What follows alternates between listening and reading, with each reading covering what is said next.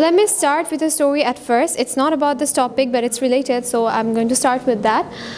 Some days ago, some of my friends, they have made an organization for charity and fundraising for the poor people.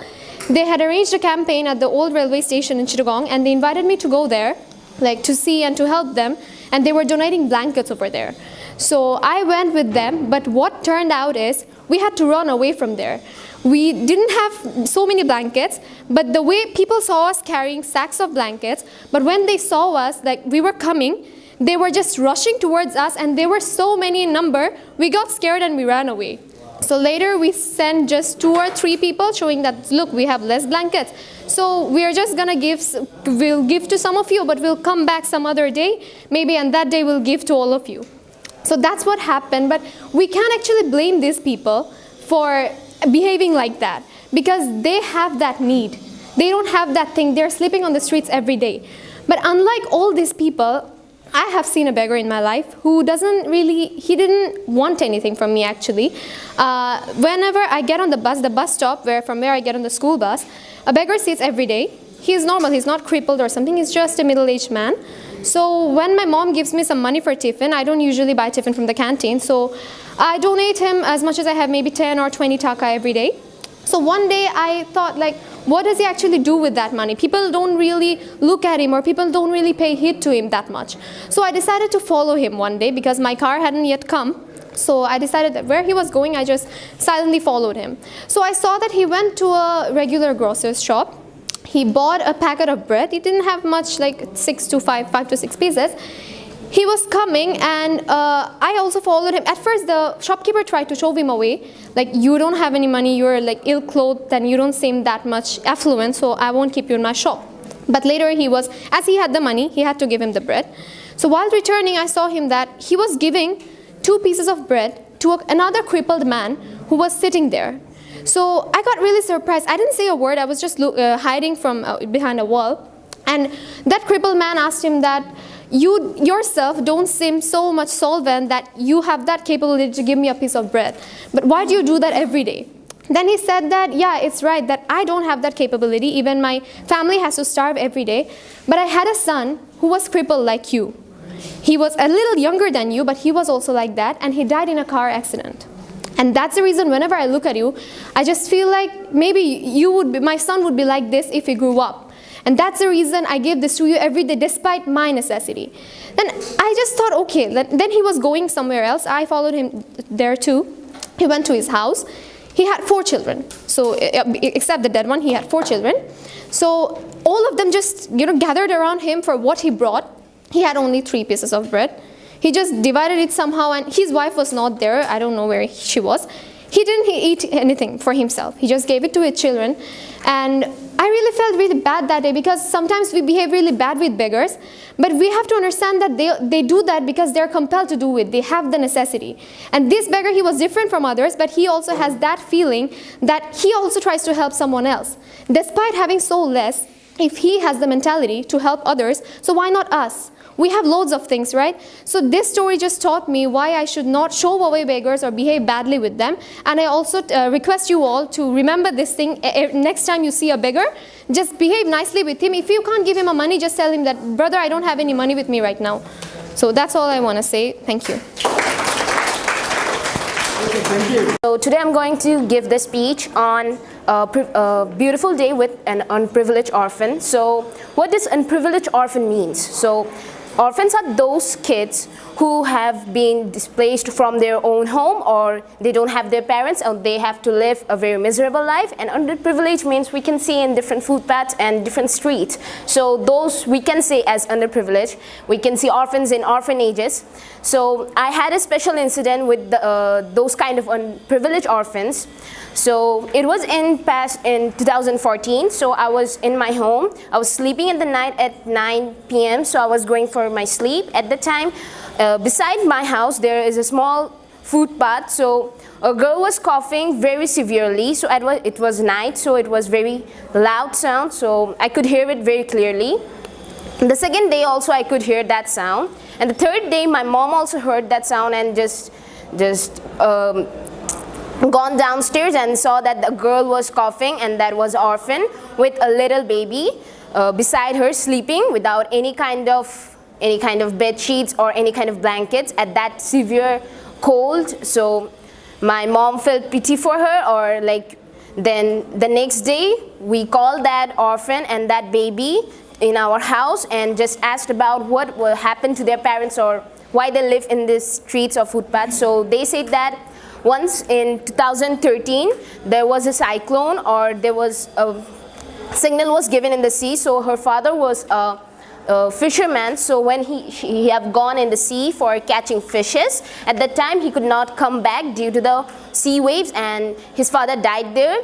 And due to this tension and frustration, her mother also died. So that from then they were orphans. So my mom fed them for 2 days and just gave some warm cloths and blankets thus they can sleep in the night. And my father arranged a small room for them in a hotel beside us just for the stuffs, so they can sleep there. So it was a nice experience for me being with those orphans and spending a beautiful day with them by asking what they would do, and then now they're okay. And that was end of my speech. Thank you. I'm Mariam, and I want to talk about World Orphans Day. So what is an orphan? You would always say a kid without parents, but it's something different. Like, orphans are human like us, they're kid like us. More importantly, they're somebody's dreams. Like, if I ask you, what are you to your parents? Their dreams, their life, and they were somebody's life. But their dreams, they had dreams. Their father had dreams for them, but they could never be realized because they couldn't be with them. So isn't it our duty that we stand for them? Because I read in a school like SOS Harman Minor School. It's part of one of the world's biggest orphanages. So I have students who are orphans, and I don't call them orphans, they are my besties. They are my best friends. I saw a friend of mine, she used to hide a picture every day in her bag. She would look at it and she would hide it. And I wanted to know, what is that? Is that her crush or is that something else? So one day when she get out, I saw a picture and it was a woman of maybe 30 to 40. And I asked her, what is it? She was really sad and said, you had to see that. I said, okay, so can you tell me? She said that she's my mother, and I have seen her last when she was just 5 years old. And she saw that picture every day.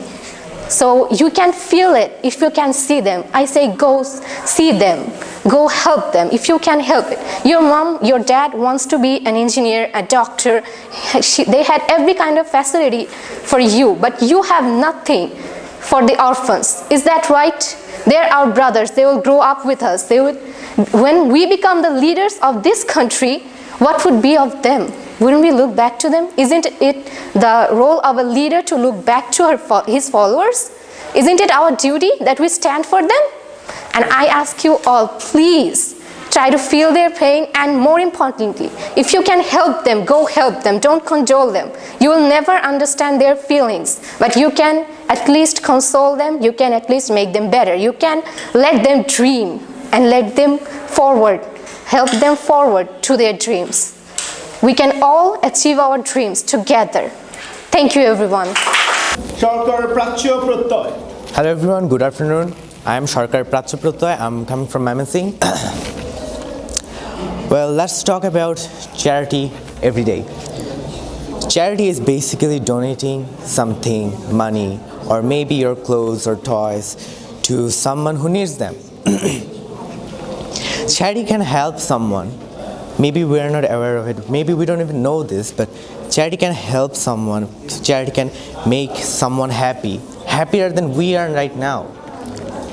There are poor people. There are people who are homeless or suffering from diseases. We can help them by donating money, or maybe donating the poor children some toys and stuff. That will make them happy. That will make them learn new things. That will make them be grateful for us. And I sometimes, if I'm able to donate, I donate to the poor. I give alms to the poor. My parents, they give charity to different charities in Mamsing. And just think about this. There are people who need education. There are a lot of illiterate people in Bangladesh. And literacy can make our country develop more. Furthermore, we need to develop our country because the world is ahead of us, a long way ahead of us. So I would request everyone to donate whatever you have, whatever you can. If you're able to donate something, donate this to a charity. This will help someone. Hello everybody, I am Charlene and I'm very happy that I got to deliver my speech in front of everybody. So my topic is charity every day. So we are young kids, we don't own any money or we don't have any source of income, I'll say. We are living off of our parents at this moment. So what we can do is we can always save up. We always save up for ourselves because we are selfish teenagers. So we should save up for the society, for orphans, for old age homes, for everybody who are like daily working in the fields, the farmers, because that is what we should do. We are the next generation and that's our job actually. And I think that we always get hyped when one of our YouTubers or one of our favorite stars come up with a new merch item and they're like, oh, you can buy this and this is like $50 for each t-shirt. $50 is a lot in a Bangladeshi taka. So we can literally save that money for some an orphan child and buy them lots of things for his school items, clothes, food, anything. That like anything would help them. Even a little pencil would help them. They can like be happy, like they can be grateful to us forever. And you never know, you can be somebody bigger in their eyes, like we look up to our parents, our peers. So that's all. I think we should always help the others in need and we should always contribute a little bit of this society. Thank you. Good morning, everyone. Good afternoon, everyone. My name is Sakib. I'm from Sylhet. I study at the Sylhet Kajanchibar International School and College. My topic is me and a beggar. Well, in Sylhet there are quite a lot of beggars, well, in everywhere. You can see quite a lot of people asking for alms. Even some are reciting the Quran, some singing, quite a lot of things. I saw quite a lot of people rejecting them for some reason. That really breaks my heart whenever I see someone do that. One day while I was outside, I saw a woman with like quite a lot of bags with her, shopping bags, in a rickshaw. An old man came to her asking for some money, but she rejected him by saying that she doesn't have any money. At that time I was like, what is wrong with us? Do we not even have humanity? The very word which has human in it. I was like, I have to do something about it. And then I went to the beggar and then gave him some money. Absolutely not that much because I didn't have that much. It was very sad seeing like this, and this happens like every day, and people die of hunger. Quite a lot of people are on the poverty line. We really need to do something about this. It's for our future generation and for those who need help. We should donate as much as we can. Charity is the best thing you can do. There are quite a lot of charity organizations out there. You can donate to them and then we'll give the things that the needy people need. It's a very important part. Everyone is important in this world. Every human has a meaning. Every human has a goal. Every human needs to do something. Every beggar has a child who has a dream. Every children out there, underprivileged, orphans, every one of them at least have a dream, right? It's our job it's our duty to fulfill their dreams. We should do whatever we can to help them, raise awareness, donate, other things. And that's it. Thank you all for listening. Assalamu alaikum everyone, my name is Mubashir Ibnat Mugtho. At first I would like to thank my honorable judges and my audiences for giving me the opportunity to speak. Today I'm going to be talking about charity makes us happy. So one day I was going to my friend's house. There I saw my friend had many toys. So I thought about it. When I was going home, I was thinking that in my birthday, maybe I could ask for one more toy from my mother. So a girl who was selling flowers came up to our car and said, "Do you want any flowers?" Since my mother loves flowers, she wanted them, so she brought them. But the girl was very lonely. Her dresses were torn. So I thought I could give her a toy. So thinking about what will I do about this situation, I went home. So when I went home, I saw a boy at our door. He was very lonely. He'd lost his parents and he was very happy since he was playing with a balloon. So I went to my house and looked up to some toys that I could give him. Then I found some balls and some other toys. Then I gave it to him. And then I truly felt really happy. So that was the start of me giving some things and toys to people. So not only streetless children, I also gave them to many people and many other people who are homeless. So I gave them clothes, food, shelter, money, and then it truly made me happy. When I did that, I felt happier than I had ever felt before. Thank you. Hello everybody, my name is Tasnima Tabassum Zaria and the topic on which I'm giving a speech today is A Beautiful Day with Underprivileged Orphans. Well, in Bangladesh, because there are a lot of natural disasters and many unfortunate incidents happening every day, there are many unfortunate children who are losing their parents, one parent or both of them, in just days' time. What happens to those children? These children are becoming street children, wandering off roads and footpaths and living life bits and trashes people throw at the garbage. They don't have any life or any quality life, the life we lead. So to spend a day with these underprivileged children, me and my aunt who had come over in this country just a few months back from USA, we went to an orphanage with me, my aunt and her little son. When we went to the orphanage, we saw that the orphanage was not in the best condition, with broken walls and broken windows and curtains falling off the poles and ceilings, and not so much things were there to mention about it. But the children there were happy. Why were they happy actually? Because in that orphanage there were many more children like them. Children like them who had no identity in this society. Children like them who had no parents or people to call their own. Still they were happy because they had other children like them with whom they spend their days and nights with, laughing and cheering and studying and doing whatever they like at that broken orphanage building.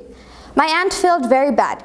She went to the orphanage manager's office to give some donations and talk about some other things about why the orphanage was in such a bad condition. While me and my little cousin, we were talking with the orphans there.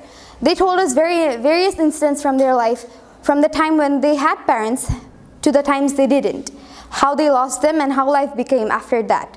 After losing their parents, though a few months were hard, but luckily the orphanage people found them and they came to this place.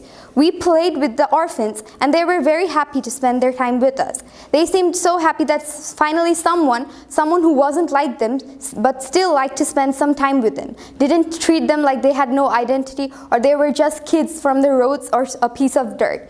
They felt like they had some place in the world too, and when we left, some of them were also in tears. They came and hugged us and said that we're gonna miss you, please do come by often. And then when I left from that place, my heart felt really heavy because I knew that even if I couldn't come back, I just hope that many more people do come to visit those poor orphans, because even if they don't have parents, they still have a life and they deserve to live it to the fullest. Thank you. Hello my dear presents, you are in the presentation of me, Ms. Baudinina, who is the champion of the Small Stars group in the second English Olympiad grand finale.